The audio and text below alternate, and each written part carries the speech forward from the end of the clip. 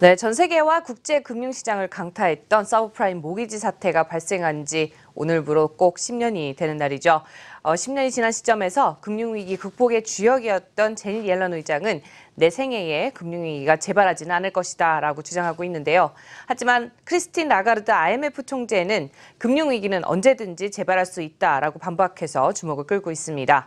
10년 전 서브프라임 사태가 전 세계에 가져다준 악몽을 생각한다고 하면 누가 맞든지 여부와 관계없이 지난 10년을 되돌아보는 것도 의미가 클 것 같은데요. 오늘 한국경제신문의 한상춘 운석위원 모시고 서브프라임 모기지 사태 이후 10년이 지난 지금 금융위기를 얼마나 극복했는지 함께 말씀 나눠보도록 하겠습니다. 위원님 안녕하세요. 네, 안녕하십니까? 네, 사실 다시는 기억하고 싶지 않은 시기죠. 네, 서브프라임 모기지 사태 발생한 지 오늘 꼭 10년 되는 날입니다. 우선 전반적으로 한번 좀 짚어봐 주실까요? 오늘 뉴스는 그 시장 움직임은 그렇게 큰 변화가 없었고요. 네, 그랬어요. 한반도와 관련해서는 영국 이코노미스트에서 한반도의 핵전쟁 시나리오, 네. 커버 스토리를 실렸어요. 굉장히 국제적으로 좀 많이 파장을 미치고 있는데요. 그리고 또 한 가지는 남아공의 주마 대통령이 네. 8월 2일 날은 태민의 대통령의 그 탄핵 소식에 의해서 오늘 그 탄핵 소추가 되거든요. 어떤 걸 주제로 잡을까 하는 이 측면에서 아무래도 그 한반도 핵 그 전쟁 시나리오 어제 네. 유엔의 안보리의 규제 사항을 얘기했기 때문에 좀 겹치는 문제가 있고 또 시나리오이기 때문에 그렇죠. 그리고 남아공 국제투자 관련해서 주마 대통령의 탄핵 소추 이 문제도 굉장히 중요하긴 하지만 아무래도 서브프라임 모기론 사태 이것이 국제시장과 세계경제에 미친 영향 볼 때는 이 주제가 가장 큰 것이 아닌가 이렇게 생각하는데요. 시장은 항상 그렇습니다. 여기 방송 나오시는 분이 이 주제를 항상 발굴해야 되거든요. 그럼요. 그래서 네. 인터넷에 나온 얘기 가지고 이렇게 쭉쭉 얘기하시는 분들이 있는데요. 이렇게 오늘도 굉장히 시청자분이 중요한 사항들이 많았다. 아마 한반도 핵전쟁 시나리오도 굉장히 원문을 읽어보니까요. 충분히 이렇게 얘기가 될 수 있는 소지가 있기 때문에 네. 그렇습니다는 같이 뭉뚱그려서 말씀드리겠습니다. 일단은 서브프라임 모기지 사태의 시점을 언제를 잡느냐 하는 게 이제 10년 할 때 그 네. 기점이거든요. 이제 복합적으로 나왔기 때문에 시점 잡기가 상당히 어렵습니다. 그래서 이 서브프라임 모기지 사태는 원래는 2007년 2월 달에 HSBC에서 이와 같은 조짐이 나타났었는데요. 그에 그 헤지펀드에서 사실 이러한 그 조짐이 나타나면서 실제로 보면 마진컬과 금융에서 딜레버리지에서 다른 금융위로 이렇게 번진 때는 네. 2007년 8월 8일 바로 오늘 BNP 파리바 사건 때문에 그렇다. 그래서 BNP 파리바 사건으로 기점을 한다면 금융위 성격, 글로벌 금융위 성격은 네. 오늘이다. 그래서 10년이 된다 이렇게 됐습니다. 그래서 경제 유력지 파이낸셜 타임스라든가 이런 데서는 10년이 되면서 각 금융기관의 벌칙금이라든가 이런 사항을 특집으로 내놓고 있는데요. 아무튼간에 이 서브프라임은 다들 아시겠죠? 미국이 이제 크게 보면 프라임 모기지 시장과 서브프라임 모기지 시장 오랜만이기 때문에 다시 네. 한번 말씀드리면 프라임은 신용도가 좋은 시장, 서브프라임은 신용도가 떨어지는 대출 시장을 마련한다 이렇게 볼 때 있습니다. 그런 과정에서 여기에 미국 내에서 발생하면 금융위기라 글로벌 금융위기라고 얘기하지 않거든요. 그럼요. 근데 이것이 이제 마진컬 증거금 부족 현상이 나타나서 이 증거금 부족 현상을 이렇게 보완하기 위해서 미국보다 다른 국가에서 자산을 팔아가지고 이걸 메우는 과정에서 이게 이제 딜레버리지 과정이라고 그러거든요. 네. 그래서 마진컬과 딜레버리지 이 사태가 발생해서 다른 국가, 다시 말하면 위기를 피해갈 거로 보았던 한국과 중국과 이런 국가들이 더 많이 타격을 받거든요. 네. 그때 보면 위기 발생국이 미국이지만 미국의 다우존스는 45% 떨어진 데 반해서 위기를 피해갈 것으로 보았던 한국이 65%. 네. 그다음에 상하이가 많이 떨어졌죠. 그랬죠. 그래서 상하이가 6,300까지 가다가 뭐 중국 문제 전문가라 이렇게 얘기하신 분 지금 많이 얘기하고 있습니다는 그분 내 이름은 거명하지 않겠습니다. 그때 6,300 갈 때 상하이가 10,000포인트 간다 해서 그렇게 많이 떠들었던 분이 있습니다. 네. 근데 지금도 이렇게 많이 이렇게 중국과 관련된 전문가다 이렇게 얘기해가지고 많이 얘기하고 있습니다는 그 사람이 10,000포인트 가서 많은 사람이 차이나 늘었을 때 중국이 이 모기지 사태 때문에 1,700인가요? 1,300까지 네. 수지로 떨어져서 그러네요. 75% 떨어졌거든요. 오. 이것이 이제 미국에서 위기가 발생했지만 글로벌 위기로 이거 발생한데 이 시점을 본다면 BNP 파리바 사건이다 이렇게 됐습니다. 그래서 지금 위기가 발생한 지 꼭 10년이 됐지 않습니까? 그렇죠. 10년이 되는 시점에서 지금 보겠습니다. 지금 이제 앞서 우리가 한번 점검해 드리긴 했습니다는 이에서 이게 나오는 겁니다. 네. 옐런 의장과 크리스탄 라가르드 간의 위기가 발생할 것이냐 아니냐. 세계적 석학들이. 그렇죠. 그리고 다양한 측면에서 오늘 말씀드리겠습니다는 각종 국가에서 위기론이 이렇게 되고 우리나라도 지금 뭐 성격은 다르지만 8월 한반도 위기설, 그다음에 통상이익과 관련해서 네. 무슨 뭐 제조업 위기설, 그다음에 어제 이재용 그 부회장 그 공판이 나왔죠. 그렇죠. 그래서 네. 물론 확정 판결이 아닙니다는 12년 이렇게 해서 오늘 랭킹 뉴스에서는 삼성의 제한적이다, 영향 제한적이다 이렇게 보고 국제사회의 시각은 제한적이다 이렇게 보고 있습니다. 확정 공파가 이렇게 나오는 문제가 있기 때문에 그렇습니다. 어쨌거나 이렇게 한국의 상징격에 해당되는 이렇게 최고 이렇게 경영자가 부회장께서 이렇게 10년 이상 이렇게 형을 이렇게 특검에서 이렇게 선고를 받다 보니까 한국에서도 경우에 따라서 위기설 이런 문제가 나오는 거거든요. 그럼요. 그래서 네. 통상위 그 임금 위기설 뭐 이런 쪽에 얘기를 한다든가 해서 각종 설이 남은 것이 지금입니다. 이렇게 보게 됐습니다. 네. 10년 주기설과 맞물리기 때문에 그렇죠. 그래서 그런 배경이 된다 이렇게 보게 됐습니다. 네, 지금 말씀하신 것처럼 금융위기 10년 주기설이 이제 이렇게 나오고 있는데요. 올해 또 굉장히 또 중요한 해잖아요. 많은 사람들이 또 올해 또 금융위기가 재발할 가능성에 대해서 계속 언급을 하고 있는 것 같은데 어떻게 보세요? 예, 국제금융 시장에서는 올해가 굉장히 주목되는 해였었죠. 네. 왜 그러냐면 우리가 위기는 항상 뭐냐. 그래서 앨런 의장의 발언이 나중에 말씀드리겠으면 아주 이례적이다 이렇게 볼 때 있는데요. 네. 위기는 항상 발생하는 거죠. 그죠? 그럼요. 위기는 항상 발생해서 네. 위기가 이렇게 완전해서 완전한 위기가 극복했다 이렇게 하지만 완전한 위기에서 승자의 도취감에 빠지면 항상 위너스 커스에서 승자의 저주가 빨리는 과정에서 네. 위기가 재발한 데에서 3년마다 반복된다 해서 3년 주기설, 5년마다 반복돼서 5년 주기설, 7년마다 반복돼 7년 주기설, 그리고 10년 주기설이 있는데요. 그렇죠.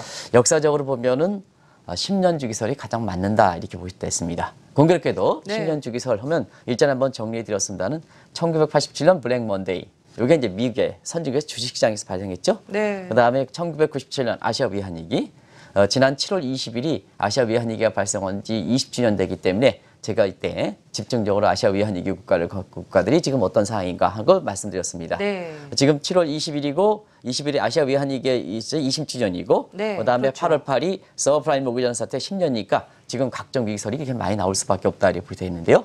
그래서 아시아 위안위기가 발생했죠. 그래서 그렇죠. 신흥국의 통화시장에서 발생했습니다. 그리고 딱 10년 후에 그 후에 10년 2007년 서브프라임 모기전 사태 8월 8일 날 BNP 파리바 사건에서 마진콜의 딜레버지 과정에서 선진국 주택시장에서 발생했죠. 네. 그럼 딱 10년은 오늘 이 시점에서 왜 서브프라임 10년 주기설을 이렇게 얘기하느냐 하면 2017년 10년이 10년 주기설에 네. 떨어지는 해죠. 그리고 아시아 외환위기 20주년이 떨어지는 해죠. 이게 시청자 여러분 이런 걸 이제 신문지상에서 이렇게 점검하는 이런 신문지상이 없습니다는 사실 그 경제 방송에서는 이게 세계적으로 큰 위기를 겪었고 한국의 외환위기도 굉장히 큰 위기를 겪었기 때문에 이걸 한번 점검해 보는 것도 중요하지 않냐 생각하는데요. 그러면 한번 보겠습니다. 다시 한번 점검하겠습니다. 자, 위기가 반복되는데 재밌죠? 재밌다기보다는 그렇죠. 네. 그래도 위기가 나름대로의 어떤 정례적 근거가 있습니다. 자, 1987년에는 이피디도 같이 시청자들도 같이 공부 좀 해보겠습니다. 선진국의 주식시장에서 발생했죠. 네. 10년 후가 되는 시점에서는 신흥국에서 발생해서 선진국에서 네, 신흥국으로 그러네요. 발생해서 통화시장에서 발생했죠. 네. 그러면 자 그다음에 위기가 또다시? 극복됐다 해서 위기가 극복돼서 브렉먼데이 이후에 위기가 극복해서 다시 위기 발생하지 않는다 한데 2007년 느닷없이 선진국에 다시 선진국으로 돌아와서 네. 주택시장에서 발생했죠. 그러네요. 그러면 이제 요번에 10년 후는 지금 어떠냐 하면 다시 신흥국으로 돌아선 차례죠. 돌아온 차례네요. 그럼 이제 네. 시장별로 보면 증시가 있고 통화시장이 있고 주택시장이 있으면 지금 뭐냐 신흥국에서 상품시장 그래서 네. 여러 가지 원자재 가격인가 뭔가 이런 식으로 그래서 이런 식으로 해서 사실 2017년이 상당히 중요한 때다 이렇게 보시면 되겠습니다. 네. 실제 발행 여부와 관계없이 위기설이 증폭될 수밖에 없는 이런 해가 올해다 이렇게 보시면 되겠습니다. 네, 또 역사적으로 어떤 획을 긋게 될지 계속해서 주목해 보셔야 될 것 같습니다. 항상 또 조심해서 접근을 하셔야 될 것 같기도 한데요. 아무래도 서브프라임 모기지 사태가 발생한 지 10년이 되는 시점이다 보니까 미국 내에서도 또 제2의 서브프라임 모기지 사태 이런 이제 여파 우려가 좀 고개를 들고 있다고 하는데요. 이 부분은 어떻게 보시나요? 네, 사실 미국이 주가는 올라가긴 하지만 우리도 한번 점검해 드렸습니다는 미국의 실력에서 올라가는 거냐. 물론 이제 실력에서 올라가는 몇몇 기업들이 있죠. 네. 근데 이제 한번 보면 미국의 경제 성장이 썩 좋지 않죠. 그럼요. 썩 좋지 않은 네. 상태에서 자, 미국 기업들의 실적이 이렇게 왜 개선되는 거냐 하면 요거를 미국의 내수와 미국 내 비중과 해외 비중으로 보면 자, 미국의 그 지금 주가를 올려가고 있는 여러 가지 뭐 애플이라든가 그다음에 보잉이라든가 맥도날드라든가 카터필러라든가 이런 5대 업종에 대한 편입도가 사실 미국에서 보면 올해 상승분의 약 60%를 차지하는 상태거든요. 네. 그래서 이 60% 차지하는 것까지서 내수, 미국 내 경제를 작용하는 거고 해외 하면 이거 달러로 작용하거든요. 결과적으로 보면 해외 비중이 60%가 되는 거거든요. 그러면 미국의 다우진스의 올해 상승분의 60%를 끌어올렸던 이런 기업들의 실적이 해외에서 60% 차지한다는 것은 결국 달러 약세가 이렇게 작용했다는 얘기거든요. 그렇겠죠. 네. 그럼 달러 약세는 뭐냐? 미국의 실력보다는 인위적으로 달러 약세 장에서 다른 국가의 기업들의 실적을 뺏는 거나 근리 무기피파랑 마찬가지거든요. 네. 그런 측면에서 사실 실적은 개선되긴 하지만 미국 내에 어떻게 보면 미국 내 진정한 실력에 의해서 이렇게 주가가 올라가는 건 아니다. 그래서 미국의 거품론 해서 이렇게 위기론 이런 것이 이제 나오는 거거든요. 네. 그 대표적인 것이 아마 지금 많은 사람들은 은행주 이렇게 추천하고 있습니다는 생각만큼 많이 올라가지 못하는 이유는 뭐 예대 맞은폭이 확대돼서 뭐 금리 인상에서 예대 맞은폭에서 은행주가 올라간다 이렇게 많이들 이렇게 떠들고 있습니다는 실제로 올라가지 못하는 요인은 은행의 수익 구조가 상당히 좀 악화되는 측면이 있기 때문에 그렇습니다. 그래서 지금 보면 자 금융위기에 그동안 금융위기 전에 주택시장에서 많이 잡았는데 네. 항상 항상 말씀드리는 미국은 인베스트먼트 성격을 갖고 있기 때문에 한국처럼 예대 맞은폭에 의해서 수익이 많이 확보되지는 않습니다. 그러니까 어떤 분 같으기는 미국의 금리 인상하면 예대 맞춤법이 확대돼 가지고 미국의 은행주의 실적이 개선돼서 주가가 올라간다 이렇게 얘기하는데요. 미국은 그렇게 예대 맞춤법이 확대되면요, 사실 그 금융 소비자가 그만큼 피해를 미치는 거기 때문에 미국의 그 감독청이라든가 이런 데에서는 사실상 사회 정의체에서 예대 맞춤법을 그렇게 확대시켜 주지는 못하게 하거든요. 네. 그런 측면에서 이런 대출선이 어딜 쪽으로나 이렇게 보시면 되겠는데요. 그런 측면에서 금융위기 전엔 서프라임 모기지론 같은 이런 쪽에 대출을 집중시켜서 이렇게 수익을 잡았던 측면이 있거든요. 이게 위기 때문에 안 됐거든요. 그러다 보니까 어떠냐? 두 가지로 간 겁니다. 하나는 사실 그 증권사 비슷하게 인베스트뱅크 쪽으로 은행이 인베스트뱅크 자산 관리라든가 대체 투자라든가 이런 쪽으로 해서 자기 자신들의 수익을 증대시키기 위해서 이런 쪽으로 해서 간 거고 두 번째는 뭐냐? 대출선을 바꾼 거죠. 그래서 그렇죠. 미국 사람들은 뭐냐면 땅덩어리가 넓기 때문에 자동차 대출 시장, 여기 이제 큰 대출 시장이죠. 네. 저도 이제 미국에 2007년 뭐 이렇게 있을 때 이 서프라임 사태가 발생했을 때 미국에 있는데요. 그때 제가 자동차 면허를 없었습니다. 자동차 네. 면허가 없어가지고 그냥 뚜벅이 생활을 했습니다. 네. 뚜벅이 생활이 뭔지 아십니까? 네. 미국에서 이제 보면 없이 걸어 다니는 거죠. 그래서 네. 그게 불편하더라고요. 그럼요. 그래가지고 그때 상황에서 2010년에 뒤늦게나마 한국에 와서 다시는 노후에 이렇게 뚜벅이 생활을 하지 않겠다. 뚜벅이 살지 네. 않겠다 이렇게 해서 자동차 면허는 땄습니다. 제가 무상선 교육 땄는데요. 사실은 지금 장롱 면허입니다. 아직 사용하지 못하고 운전 안 있는데요. 하시는군요. 네. 근데 그때 당시에 그렇게 해서 사실 미국 사람들은 이 자동차 대출 시장이라는 건 큰 시장이거든요. 특히 있는 사람들은 대출을 이용하지 않는데 미국 사람은 캐시플로우가 굉장히 안 좋은 사람이 대출 시장, 자동차 대출을 많이 이용할 수밖에 없거든요. 그러다 보니까 대출 시장에서도 없는 사람들이 이것을 집중적으로 이용하다 보니까 서브프라임과 비슷한 성격을 갖고 있다는 얘기입니다. 네. 그러다 보니까 최근에 보면 2분기 연속 이렇게 요 부분이 대출이 이렇게 감소하면서 이 연체율이 굉장히 급증하는 상태거든요. 그래서 일전에 우리가 한번 알아봤습니다. 6월 달인가로 기억되는데요. 네. 이 자동차 연체 시장, 대출의 연체 시장 가지고 제2의 서브프라임 모기라는 사태가 발생할 것이다 하는 것이 이렇게 외신에 아주 중요한 기사로 나왔지 않습니까? 네, 그래서 그렇습니다. 그때 집중적으로 점검해 드렸습니다는 지금 서브프라임 모기라는 사태가 발생한 지 10년이 되는 시점에서 미국의 은행에서 이런 그 자동차 대체 연체율을 이렇게 비틀어서 사실 제2의 서브프라임 위기 전을 10년 주기설과 맞물려서 증폭되는 상황이다 이렇게 보겠습니다. 네. 또 미국뿐만 아니죠. 다른 국가에서도 위기 가능성이 또 거론되고 있는데요. 어떤 국가들에서 이런 위기론이 고개를 들고 있는지 하나씩 또 살펴볼까요? 네, 사실 실제 발생 여부와 관계없이 10년이 되는 시점에서 위기가 미국 내에서는 자동차 연체 시장과 관련해서 사실 제2의 서브프라임 사태가 우려가 이렇게 나오는 상태고, 네. 그다음에 전 세계적으로 보면 세계 공동적인 차원에서 위기설 나오는 문제, 그다음에 G2 리스크와 관련된 위기가 나오는 문제, 그다음에 10년 주기설 만들려서 신흥계 시중계 원자재 관련해서 네. 사실 위기설 나오는 문제, 이런 세 가지 각도로 이렇게 보겠습니다. 그렇죠. 오늘 위기설 관련해서 제가 점검해 드렸는데요. 일단은 그동안 저금리 돈 뿌려댔으니까 네. 자, 우리나라도 가계부채가 1360조 이렇게 돼서 조만간 그 가계부채 대책이 나올 거로 이렇게 봅니다는 우리나라의 가계부채뿐만 아니라 전 세계 가계부채 빚이 많거든요. 네, 국가든 그렇죠. 기업이든 그다음에 개인이든 빚이 많다. 그래서 IMF의 지난해 말 보고서 보면은 이렇게 전 세계 빚이 18경원이다. 18경원인데요. 네, 굉장히 크죠? 이제 그럼요. 작년 이렇게 시청자 여러분 이렇게 경제 공부할 필요가 있다는 게 작년 그 12월 달에 IMF에 18경원 헐 빚 이렇게 하면 18경원 얘기할 때 네. 장영과가 그때 당시에는 18경원의 숫자 자체를 모르셔가지고 이제 감이 없어서 그러는지 네. 그때는 이게 표정이 감흥이 이렇게 없었나요? 반응이 네. 없었습니다. 근데 지금 8개월이 지난 시점에서 이렇게 보면 이렇게 굉장히 깜짝 놀라는 거 보면 이렇게 지금 경제 공부가 이렇게 한국경제 TV를 통해서 경제 방송을 네. 하다 보니까 좀 많이 업그레이드가 이렇게 됐죠. 업그레이드가 네. 된 것 같습니다. 아무튼간에 18경원입니다. 그 중에서도 뭐냐?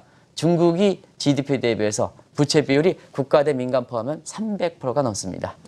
일본 같은 경우는 250%인데요. 네. 사실 일본은 엔화 표시 국채가 대부분 다 일본 민간으로 갔기 때문에 국가가 GDP 대비해서 국가 빚이 250% 이렇게 된다 하더라도 사실 그 위기설이 나오지 않은 상태거든요. 네, 그렇죠. 그러나 중국 같은 경우에는 지금 고부채 부담 때문에 위기설이 실제 발생 여부와 관계없이 꾸준히 제기되는 것. 요게 지금 10년 주기설과 맞물려서 굉장히 네. 많이 나온다. 루비닉에서도 계속해서 이제 이 얘기를 하는 거죠.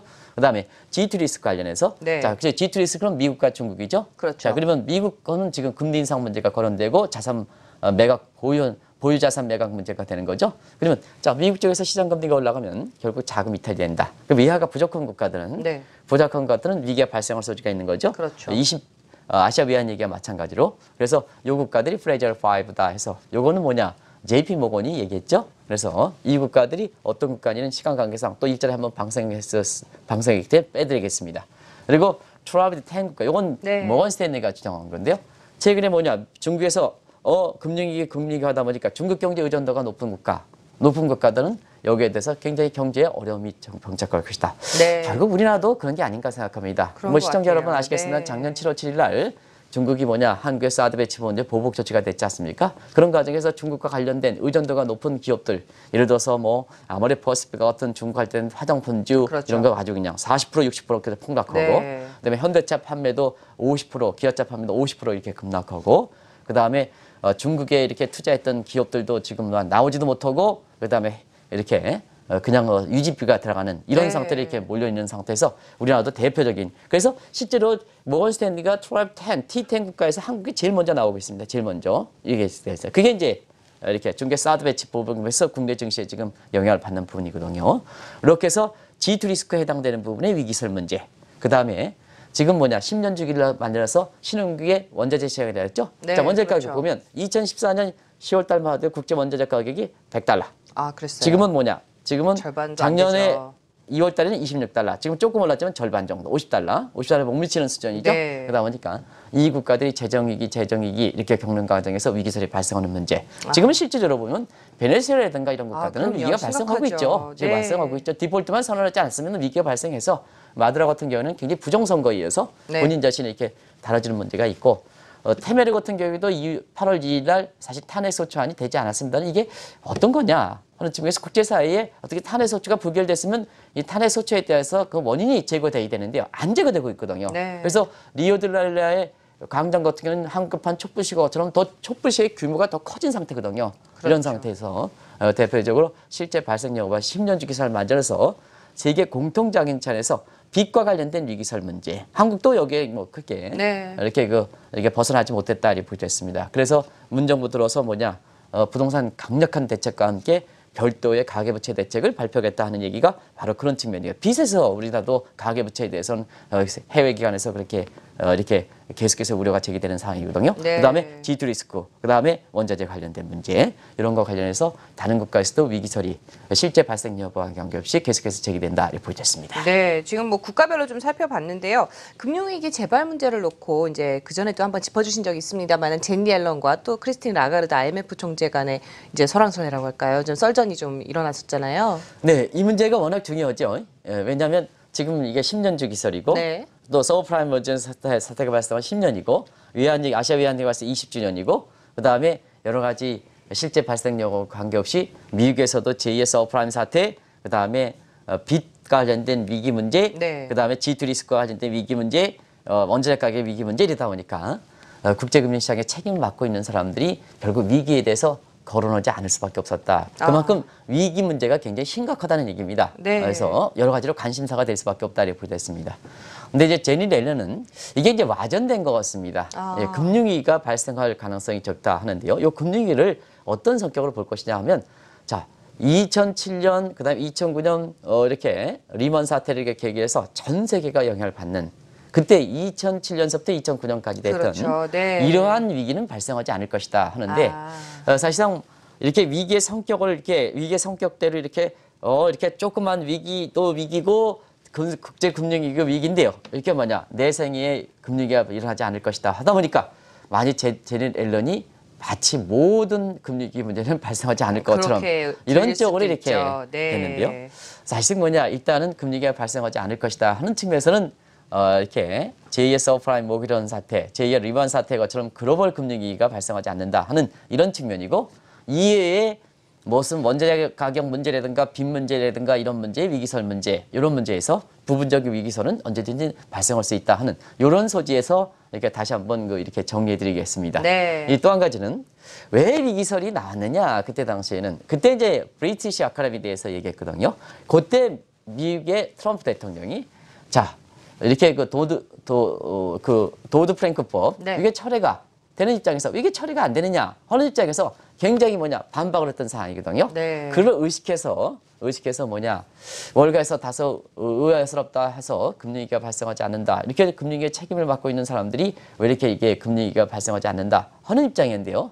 그때는 뭐냐 하면 앨런 에이지 입장에서 도드 프랭크법 폐지하더라도 나는 금융위기 잘 극복했다. 미국의 네. 시스템 내에서는 도드 프랭크 위기 재발 방지 차원에서 만들었던 것이 도드 프랭크법인데요. 트럼프 당신 이거 처리하더라도 나는 뭐냐, 위기가 발생하지 않는다. 그만큼 미국 경제 시스템이 굉장히 튼튼하다. 네. 그리고 공교롭게도 그때 당시에 미국 금융기관들의 스트레스 테스트 결과가 나왔죠. 그래서 스트레스 테스트 결과가 굉장히 건전하게 나왔거든요. 네. 그러다 보니까 뭐냐, 트럼프를 의식해서 그 얘기를 한 건데요.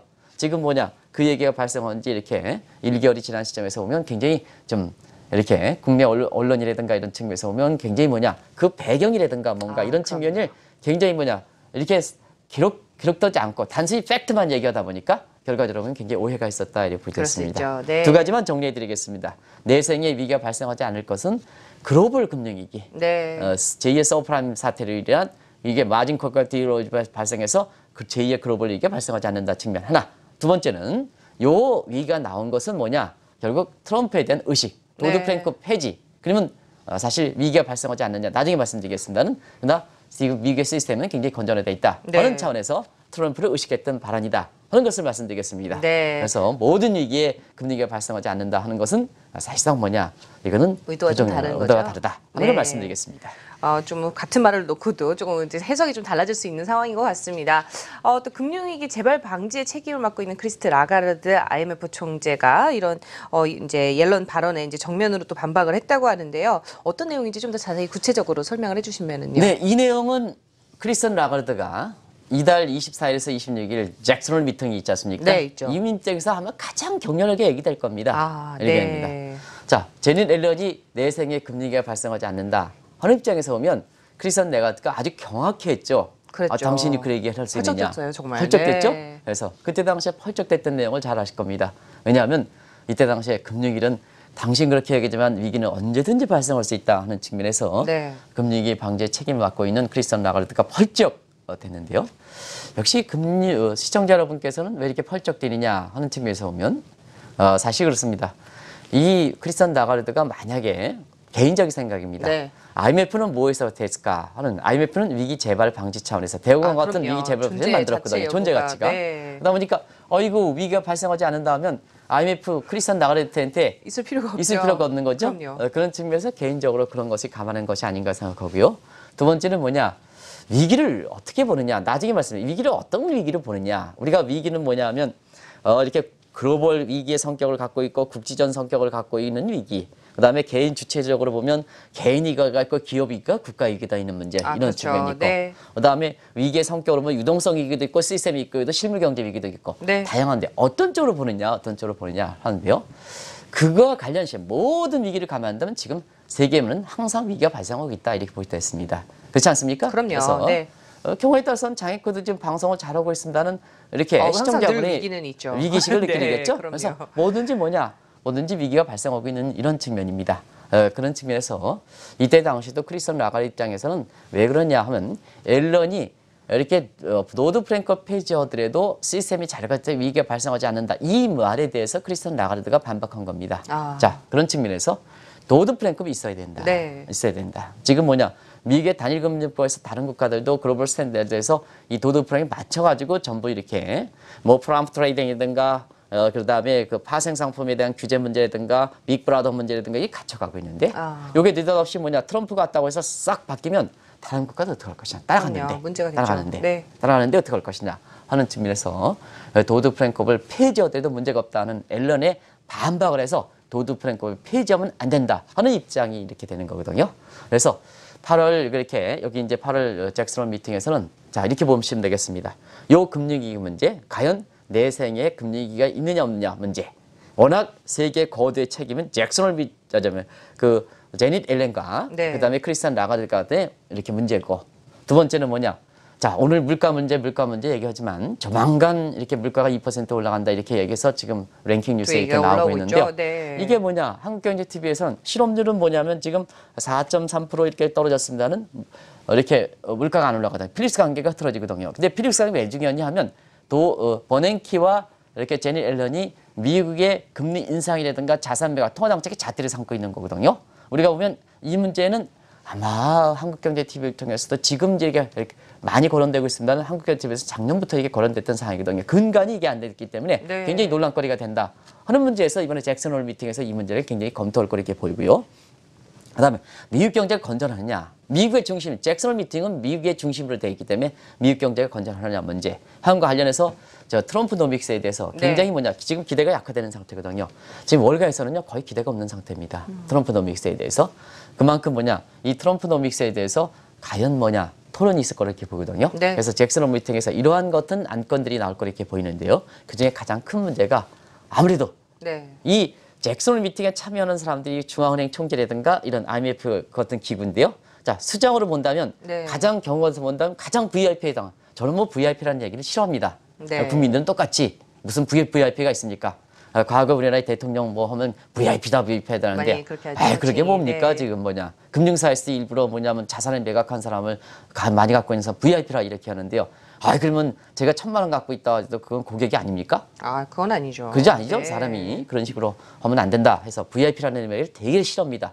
이게 영어도 very important person이라는 얘기가 나오는데요. 그런 차원에서 VIP라는 용어가 나온 게 아니거든요. 네. 이렇게 그런 측면에서 이 VIP를 이상한 각도로 쓰고 있는데요.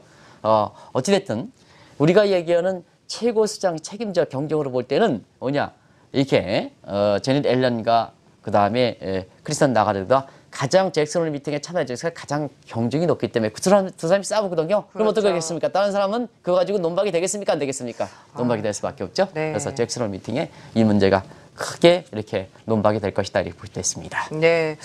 지금 보면은 옐런과 또 라가르드 금융위기 재발 논쟁의 초점이 또 도드 프랭크법에 이제 맞춰져 있다고 하는데 사실상 폐지가 되면 또 부작용도 만만치는 않잖아요. 이제 간략하게 좀 짚고 또 넘어가 볼까요? 네. 사실 폐지가 되면 월가 금융사들이 활치죠. 그럼요. 그렇게 되는 거죠. 네. 프랑크푸르트 트레이딩에서 자기 자본과 그다음에 타인 자본, 조성 자금을 구별을 방지하면 금융사 활기. 다양한 파생사건 금융거와 활기를 치면 레버리지 비율 높아. 그다음에 자 소비자보다는 금융사 중시에.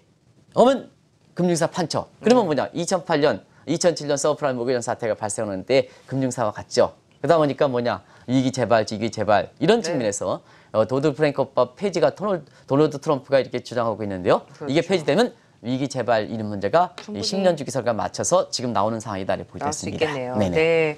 또 세계적인 석학들이 논란이 이제 있는 것으로 봐서 또 이제 서브프라임 모기지 사태 사실상 지금 이제 현 시점에서 완전히 극복이 됐느냐 이렇게 평가하기 좀 어려운 것 같아요. 어떤 시점에 와 있다고 보시나요? 네, 가장 궁금해하죠. 네, 지금 이제 중요하죠. 서브프라임 모기지론 발생한 지 딱 10년째 되면서 시청자 여러분께서는 각종 위기설이 되고 세계적 석학들도 이렇게 논박이 되고 그러다 보니까 정작 위기는 극복된 건가 하는 이런 측면이 가장 궁금하실 거로 보이는데요. 모든 개인든 금융이든 그다음에 국가위든 간에 요 세 가지 수순을 거칩니다. 맨 처음에 장앵커가 그러지 못하겠습니다는 워낙 자산 관리를 잘한 측면이기 때문에 오늘 그냥 예를 들어서 희생을 시키도록 하겠습니다. 네. 시청자 여러분. 그래서 장앵커가 이렇게 충분히 이렇게 마음이 넓기 때문에 이렇게 해서 좀 시청자 이렇게 여러분의 이렇게 이해를 돕기 위해서 제가 이렇게 면박을 주더라도 잘 네. 참고 있습니다. 그러면 장앵커가 만약에 위기상을 겪는다 이렇게 하면 맨 처음에 돈이 부족해서 그렇죠. 아, 그렇겠죠. 그래서 이게 네. 유동성 위기다, 리퀴드 크라이시스다 이렇게 보시면 되겠습니다. 근데 이게 돈이 부족한 문제가 자꾸 이게 갚지 못한다 하면 네. 자 어떻게 되겠습니까? 채무자들이 뭐냐? 한국경제TV 송지효 사장한테 뭐냐? 그 사람 문제가 있습니다. 그리고 그럼요. 맨날 뭐냐? 방송하기 이렇게 하는데도 불구하고 갚아라 맨날 하고 밤 10시, 12시 돼서 갚아라 하면 장앵커의 생활의 리듬이 깨집니까? 안 깨집니까? 깨지겠죠. 깨져. 그 네. 시스템 위기.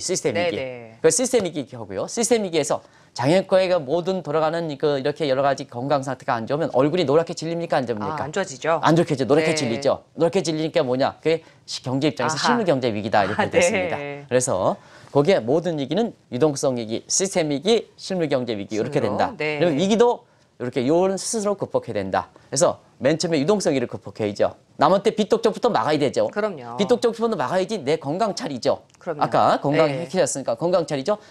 경제 리듬을 찾고 그리고 뭐냐 건강 시스템이 찾아지면 얼굴이 다시 환하게 웃게 되죠. 네. 그죠? 실물 경제를 극복한다 이렇게 보됐습니다. 그런 차원에서 그동안 양적으로 돈 풀고 금리 내린 것이 유동성 위기를 극복한다. 이건 어느 정도 극복한 게 아닌가. 출구 전략까지 생각하니까. 근데 완전히 지금 출구 전략이 나서지 못하지 않습니까? 그래서 이 문제도 뭐냐 완전히 극복한 건 어렵다 이렇게 보시도 했습니다. 그다음에 시스템 위기 해서 위기 재발 방지 차원에서 여러 가지 프람 트라이드 문제, 파생상품 문제, 금융공학 문제, 레버리지 문제, 볼코룰 문제, 그다음에 감독 문제, 이런 빅브라더 문제 이렇게 해서 도드 프랭크업을 만들었는데요. 이게 폐지가 된다. 하다 보니까 뭐냐 이 시스템 위기야 이렇게 재발 방지할 차원이 있다. 이렇게 네. 얘기가 나올 수 있는 분야죠. 그러다 보니까 지금 실물 경제가 유동성이 어느 정도 극복하더라도 시스템 위기가 극복하는 상태에서 도드 프랭크업이 딱 나가지고 다시 위기 전에 우려가 되다 보니까 네. 지금 뭐냐 미국 경제가 생각만큼 올라가지 못하는 요인이다 이렇게 보여졌습니다. 그래서 전체적으로 우리가 보면 고지가적인데라는 이렇게 시가 있습니다. 그 누구신지 아십니까? 아니요. 이은상 시인이 시인의. 아주 훌륭하신 네. 분의 시인인데요. 거기서 보면 고지가적인데라겠습니다. 그러면 고지가 완전히 접목하는 것이 10분 응선이다 이렇게 본다면 지금 상태에서 평가하는 사람이 다르고 제닛 앨런과 그 다음에 크리스턴 라가르도 이렇게 논박이 돼서 완전히 10분 응선을 극복했다 이렇게 얘기는 할 수가 있겠죠. 네. 그리고 위기는 항상 발생하기 때문에 10분 응선이라는 게 없습니다. 그런 측면에서 지금 출구 전략을 강구한다는 측면에서 볼 땐 한 7에서 8분 정도는 서프라임과 관련돼서는 극복하고 있는 것이 아닌가. 근데 또 다른 문제가 지금 발생하고 있는 이런 측면이다 이렇게 그럼요. 보겠습니다. 네. 그런 측면에서 이해를 되시면 되지 않겠냐 생각합니다. 네, 오늘도 예를 들어서 쉽게 또 설명을 해주셨네요. 지금까지 한국경제신문의 한상진 논설위원과 함께했습니다. 말씀 잘 네, 들었습니다. 고맙습니다.